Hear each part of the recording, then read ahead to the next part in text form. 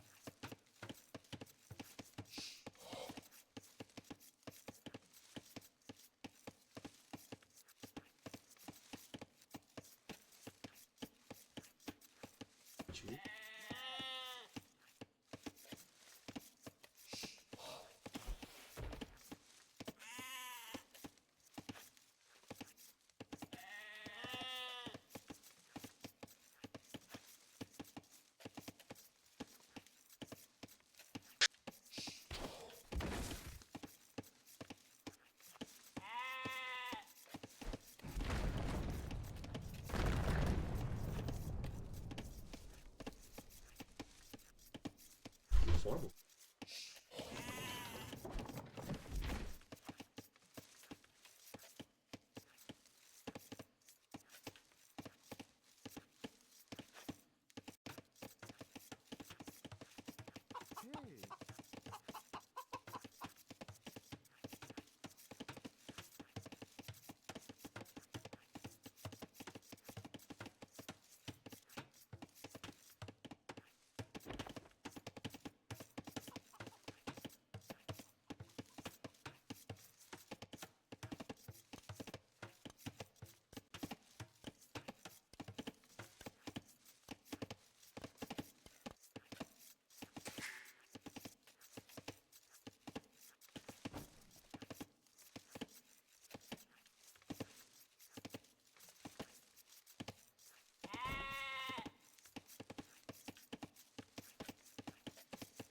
Monk warm.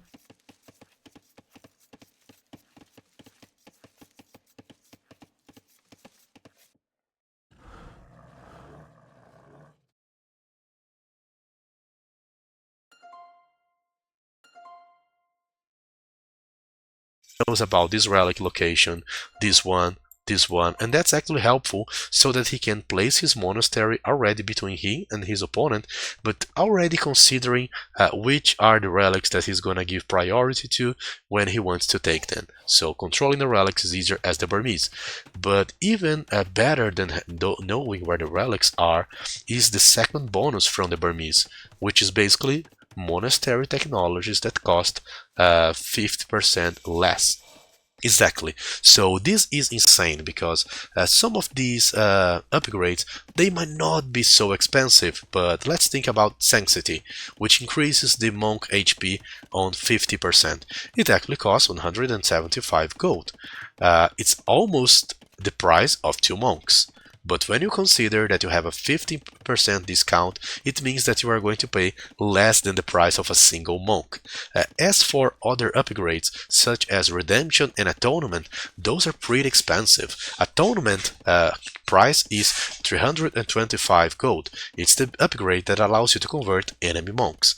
Redemption allows you to convert enemy siege and buildings and actually costs 475 gold. Those two upgrades can be researched on 50% discount, which means that you often manage to get those upgrades before your opponent. If you are both playing monks, this is a huge leverage. As you can see right now, Nicov is about to reach the next stage. He only has 7 views on the food, 2 farmers, a few more on the berries, and honestly, he doesn't need any more than that. When you take a look on his wood, he already has 1 upgrade here for the wood. He did invest into upgrading the gold, since he's going to use a lot of it, and he has 2 villagers here going towards the center of the map so that he can place the monastery. Nicov, once he reaching Castle Age, will have like 30 views. So this means that at some point Nicov will have like 30 views, while Tatoh will have 30 views or 29 views, while Nicov will have only 24 or 25. What I mean here is that Tatoh will be 4 views ahead, but Nicov already benefited himself from 400 resources on a single shot because of the Burmese bonuses, and he's already dropping the monastery. His build seems a lot more aggressive. He's the one placing the monasteries on the center of the map, and that also means that he will start to make monks faster. One of these monasteries is close together to another relic. He already has built houses and palisades and is making a small perimeter. In case Tatoh tries to play light cavalry, which Nicov doesn't know yet, he can just keep building here and make a small perimeter on his units, and he can add like a barracks so that he can play with spearmen. But that doesn't seem to be the case. He does need to crack open a hole there on Tatoh, so he's going for the siege. He is scouting, he just collected 1 relic, he's going for the other. He's currently using all the bonuses from the Burmese. He's about to drop the 2nd relic already, and there comes an enemy scout. But if you don't see it in time, it doesn't matter. If you don't see it in time, you are going to lose a monk. So that was a great monk snipe by Tatoh, and that gives a lot of trouble to Nicov, who's only now going for the loom. Tatoh already has the upgrades and has 4 more villagers, but he's only now starting to making the first monks, while Nicov, well, he's actually getting all other relics, and he's now investing into outposts, which are going to increase his line of sight, and that is going to provide him a lot more effectiveness when getting conversions. To get conversions, you need to select your monk and manually task it to convert the enemy. So if you see this enemy coming from distance, well, that's a lot better. And Nicov already realized that he's playing against a monk rush, and he's investing into Atonement. For a regular sieve, this upgrade would cost 325 gold. For the Burmese, it only costs half of its price, so 163 gold. Not 62.5, 63. And there he is going for yet another monastery. So right now, 3 monasteries is what Nicov has. His food economy is not impressive at all. I'm not expecting any big move on the eco. I'm just expecting these guys to redirect all the villagers towards the gold. That's honestly my expectation, and I'm expecting them to fight with monks. So we are here on his line of sight. He's also upgrading our Sensity for a way cheaper price than the regular one. And Tatoh, as you can see, is playing already with 3 monasteries, has a lot of views on food, which is actually very weird for a monk rusher. Perhaps he's aiming on advancing towards Imperial Age to play later with like block printing, illumination, theocracy, those other upgrades, but for now it's not that impressive, and Nicov is the one committing full on Castle Age with 3 monasteries and absolutely 0 investment into the food. He's playing with the bare minimum amount of villagers that allows him to collect food. He does have a battering run, so he can actually force a fight, and as you can see, only now Tatoh is going for a siege, but he is already upgrading Devotion as well. Devotion increases the time that an enemy monk takes to convert your units. It actually adds monk resistance to your units. There's still a scout who's being targeted here, There are monks waiting on the other side. Both players on this stage have atonement, so both can convert each other's monks.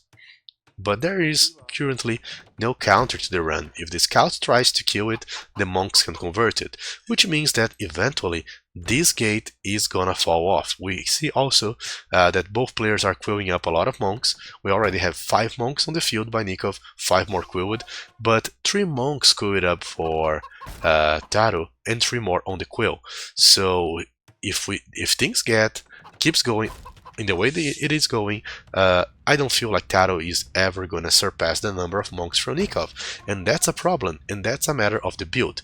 Now Nicov is going for devotion as well, so he also understands that he needs his monks to have resistance against the enemy monks. There comes Tatoh trying to convert, he runs. There comes the scouts trying to get the run out of it. And villagers keep advancing, making houses, developing. He's probably waiting for the upgrade so he can counterattack. Tatoh is attacking with only 3 monks, but there are currently 8 monks on the field for the Burmese player against only 4 from Tatoh. So he cannot miss a single fight, he cannot miss a single conversion, because that can mean the end of the game. Now you can see Nicov is trying to convert that monk. The scout is also being targeted. He sends in the scout to try and snipe a monk. Those are Bengali monks, but they still die to scouts. There comes a mangonel from Nicov, and Tatoh is starting to lose his monks.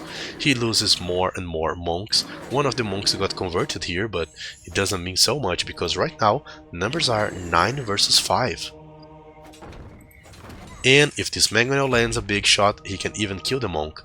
Actually, he has sensitivity, so he survives with a bare minimum amount of damage. But now, right now, Tatoh has another problem.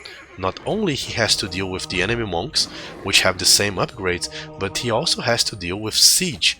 And for that reason, he starts investing into redemption.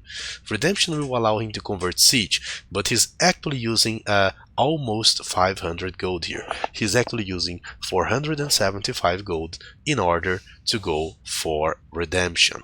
This is quite interesting. That's very difficult for him because right now Nicov is on his door. He's about to invest into the 4th monastery. All the food that Tatoh did collected couldn't be used into anything. He's actually trading that food so that he can make more monks. He still has the view lead, he's Bengali, and both players are on 1 to see. It's nearly impossible that Nicov surpasses him. And only now we can see Nicov investing into more farms. Only now he's like, okay, I do have the leverage here during the Castle Age. I can already set up my game so I can play on Imperial Age. And he is also upgrading Town Watch, obviously aiming to increase the line of sight of his buildings and force better conversions. So that's quite difficult, that's a lot of pressure. Tatoh needs to do something about it, else he might die. The run is finally about to break the gate. That's a full monk game, there's no room to invest into anything else. If you even consider trying to invest into a light cavalry,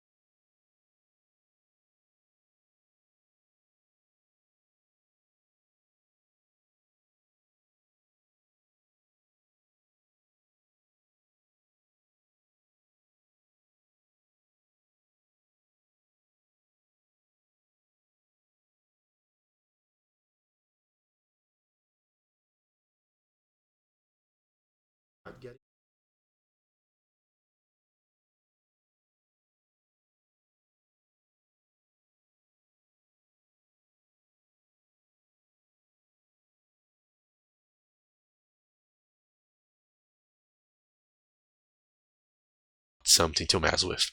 Hope you guys enjoy it. We can also see some, oh, we cannot see the APM score. 4 extra villagers for Tatoh, which was not significant, so significant. And regarding the economy, as you can see, Tatoh got almost 1,000 more food, which was probably considering that he would use here to go to Imperial Age. But resource-wise, both players had a very similar res being collected, and the real reason for Nicov to have matched the amount of resources despite him having less villagers is because he did capture all the relics, and that did provide him 1,000 gold already. So pretty important. This build allowed him to collect all the relics, and the 5 villagers that the Bengali got were just were just nerfed, you know, and they were just countered. Both players ended up having more resources, but the resources were way more effectively invested into army by one of these players. Hope you guys enjoy it. One of these players did qualify, and this was a series from the qualifying match.